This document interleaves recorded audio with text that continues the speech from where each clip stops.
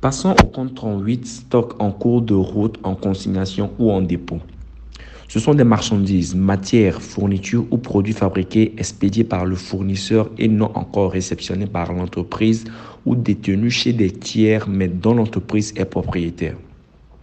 Ce compte ne doit pas servir à enregistrer les stocks dont l'entité a pris possession et dont elle continue d'attendre les factures d'achat. Il convient dans le cas d'espèce de ne pas utiliser ce compte en cours d'exercice. Pas d'écriture donc à passer. Cependant, il faut procéder à la régularisation à la clôture de l'exercice.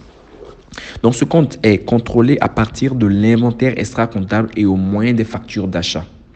Le compte 38 peut être utilisé dans bien de cas. Donc, dans le cas d'inventaire intermittent, il est débité en fin d'exercice des stocks en cours de route à cette date ou de l'augmentation de l'exercice, donc stock final moins stock initial, pour leur coût approché ou leur coût standard, le coût réel n'étant pas, dans le cas d'espèces connues à la date d'établissement des états financiers annuels, par le crédit des sous-comptes 603 concernés.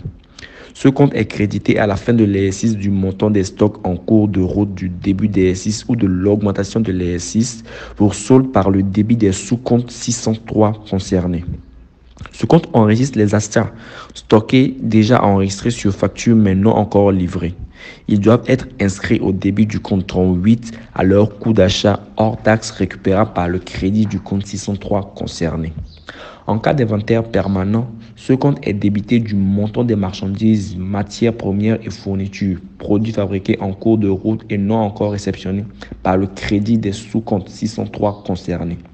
Ce compte est crédité lorsque les stocks sont réceptionnés par l'entité, le consignataire ou le dépositaire par le débit des comptes de stock de la classe 3 concernée. Le transfert de charges, en effet, le système comptable OANA définissant les transferts de charges indique dans le manuel de base que le transfert peut concerner les charges immobilisées, les stocks, les comptes de tiers. Si nous optons pour cette formule, il faudra débiter le compte 888 par le crédit du compte 781.